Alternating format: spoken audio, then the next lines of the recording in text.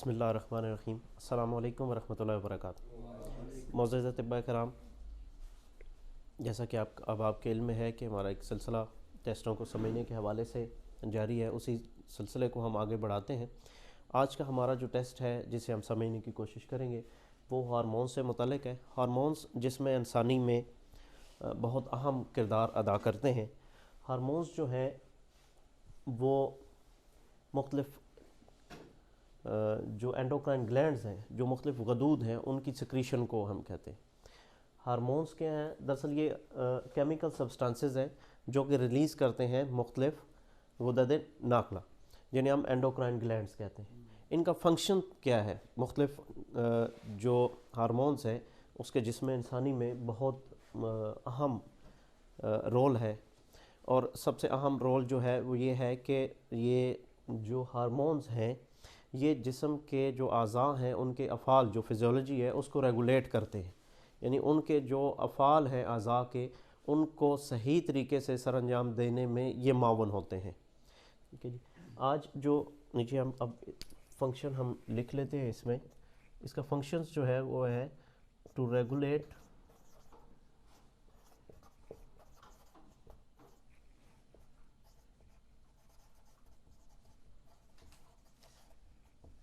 Physiology of organs.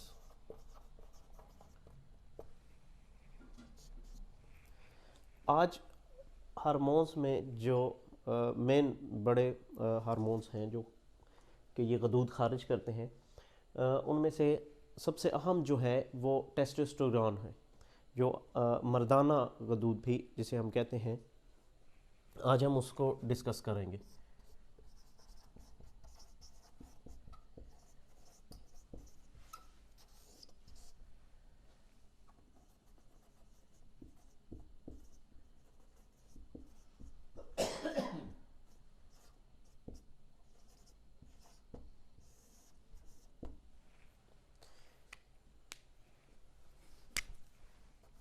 Testosterone hormone या मर्दाना hormone, ये हमने इसे समझने के लिए लफ्ज़ दे दिया ताकि आसानी रहे हमारे लिए कि ये मर्दाना अज़ा जो जिसमें इंसानी में पाए जाते हैं उनको तक़वियत देता है, उनके बढ़ोतरी और उनके अफ़ाल को जो है वो सर अंजाम देने में मावन और मददगार होता है। बहुत अहमियत का हामिल है। और जैसा कि इसके नाम हमने इसको दिया मर्दाना हार्मोन, तो ये मर्दाना सिफ़ात जिस्म में जो पैदा होती हैं उनको पैदा करने में ये मावन साबित होता है। सबसे पहले हम फिर इसको लिख लेते हैं कि ये नंबर 1 पे मर्दाना जो जिस्मानी साख्त है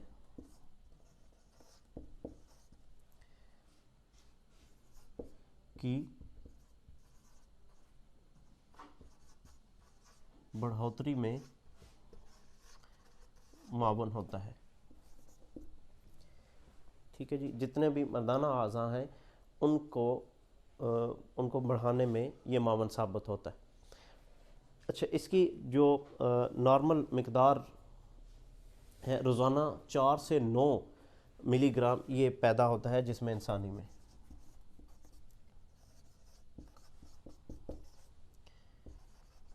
ये इसकी डेली की पैदाइश है, इतनी पैदाइश में ये नॉर्मली जिस्म में पैदा होता है। मर्दाना अज़ा में मर्दों की आवाज़ है, ठीक है जी। इसके अलावा मर्दों की जो जिस्मानी साख्त है, जो उज़लात और हड्डियाँ हैं उनकी मजबूती, जो ख़वातीन की निस्बत जो है मर्दों के अज़ा भी मजबूत होते हैं और हड्डियाँ भी मजबूत होती हैं। वो इसी वजह से होती हैं कि मर्दों में टेस्टोस्टेरोन का लेवल जो है वो ज़्यादा होता है। यानी ये हार्मोन जो है वो मर्दों के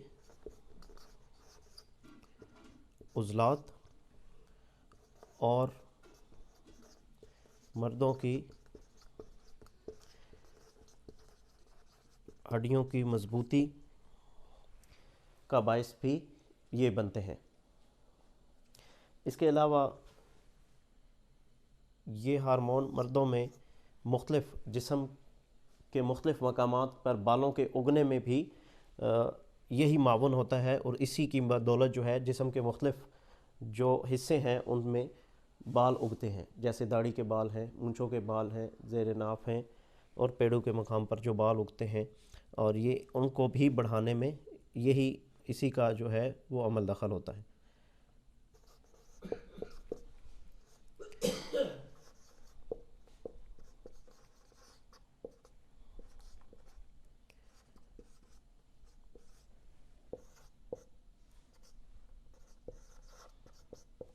जिस्म के मुख्तलिफ अज़ा पर बालों का उगना भी इसी के ज़िम्मे होता है। इसके अलावा मर्दों में ये मर्दाना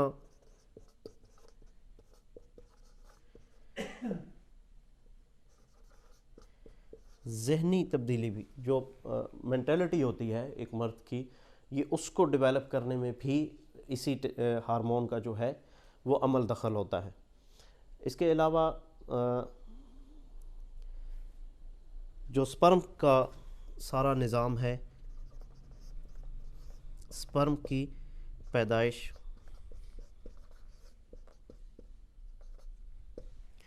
वो भी इसी के मरहून मिन्नत है। इसके अलावा खून के अमल को, जो अमल का बनना है, खून के बनने का अमल जो है उसको भी ये तेज़ करता है। ये हम लिख सकते हैं कि खून के बनने के अमल को ये तेज़ करता है। अब इसकी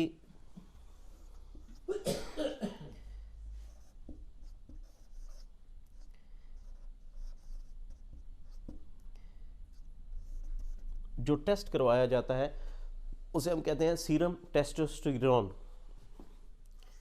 अगर हमने पेशेंट को लिख के देना है, इन मामलात में अगर हम कमी देखते हैं किसी मकाम पे, कोई ऐसी अलामत देखते हैं कि जिसमें हम देखते हैं कि इन औसाफ में जो है वो कमी पाई जा रही है, और हम उसको डायग्नोस करना चाह रहे हैं, उसकी तशख़ीस करना चाह रहे हैं टेस्ट की मदद से, तो हम टेस्ट जो लिखेंगे हम लैब के लिए वो सीरम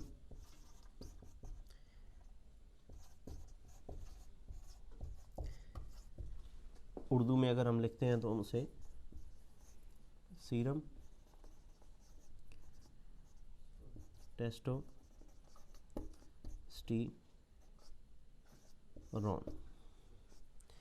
सीरम टेस्टोस्टेरोन।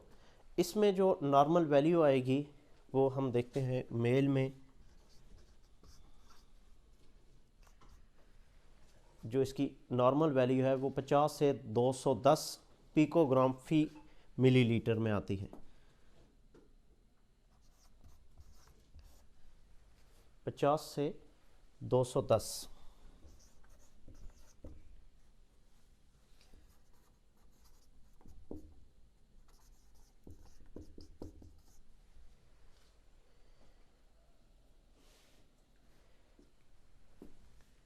फी मिलीलीटर। इसी तरह फीमेल्स में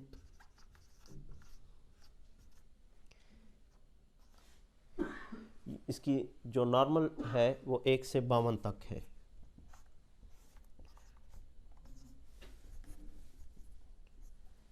पिको मिलीग्राम पर मिलीलीटर।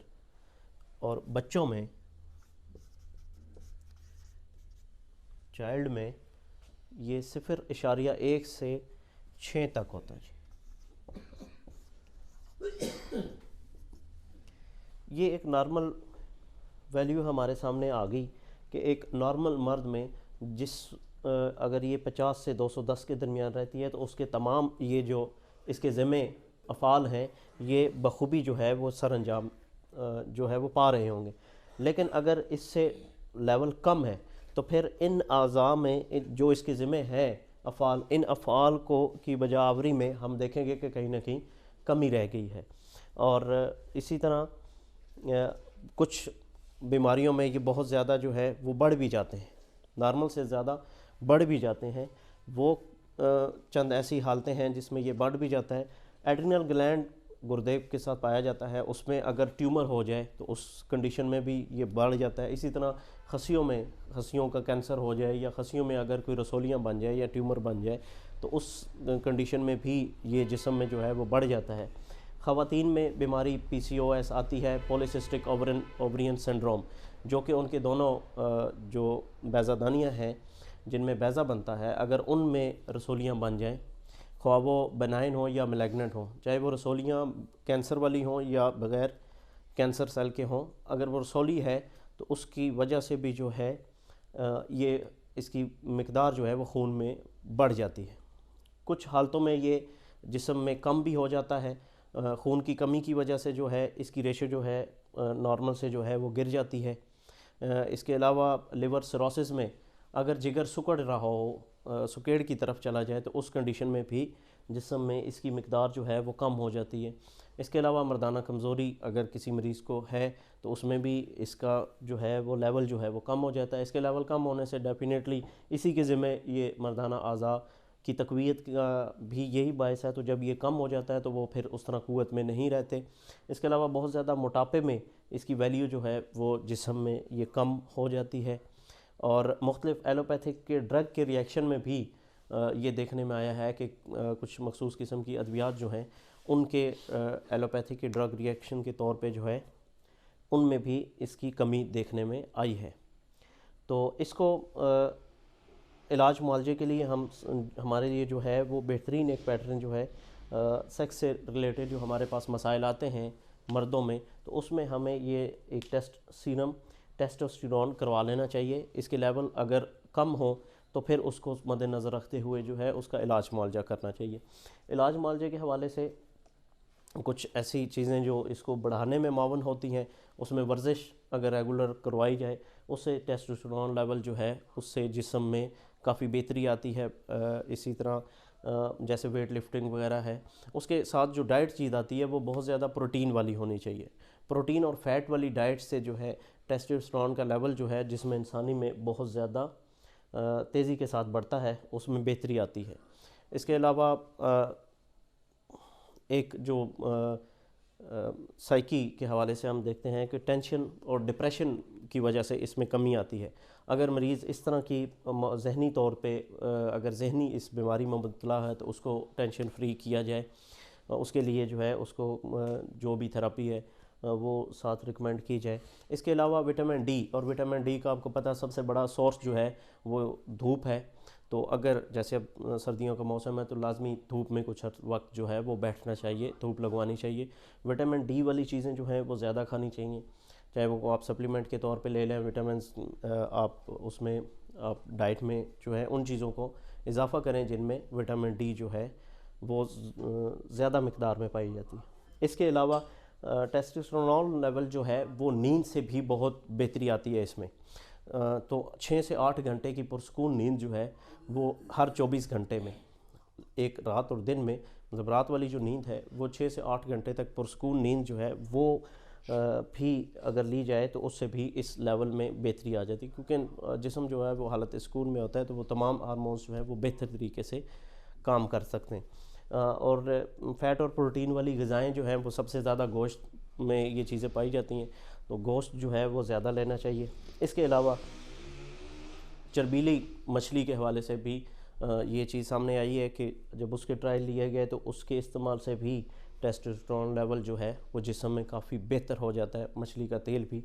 और जैतून अगर फलों में लिया जाए तो उसके में भी ये देखा गया है कि उसके इस्तेमाल से भी बहुत बेहतरी आती है। जैतून एक तो सब्ज़ वाला होता है और एक काला जैतून होता है। ये काले जैतून के हवाले से बात की जा रही है, उसका ही ऑयल जो है जैतून का जो ब्लैक वाला होता है, जो एज़ अ फल जो है नाश्ते वगैरह में इस्तेमाल होता है, वो लिया जाए और उसी का तेल जो है वो इस्तेमाल किया जाए तो उससे भी इसकी जो पैदाइश है वो बहुत तेज़ी से खून में होती है, जिस्म में होती है। और ये तमाम जो इसके ज़िम्मे अफ़ाल हैं फिर ये बेहतर और आसान तरीके से जिस्म में अंजाम पाते हैं और जिस्म जो है वो सेहत की तरफ जो है गामज़न होता है। ये था आज का हमारा टेस्टोस्टेरोन हार्मोन्स का हमने एक चैप्टर शुरू किया, उसमें एक ये पहला आज हमने डिस्कस किया अगली नशिस्त में इंशाल्लाह एक नए हार्मोन को जो है वो हम डिस्कस करेंगे, उसको समझने की कोशिश करेंगे, उसके अफ़ाल वगैरह जिसमें इंसानी में क्या क्या है और वो क्या क्या काम सर अंजाम देता है। तो आज की नशिस्त के लिए इतना ही, इंशाल्लाह हाज़िरी हुई, हुक्म हुआ तो अगली नशिस्त में अगले हार्मोन को हम डिस्कस करेंगे। अस्सलाम वालेकुम व रहमतुल्लाह।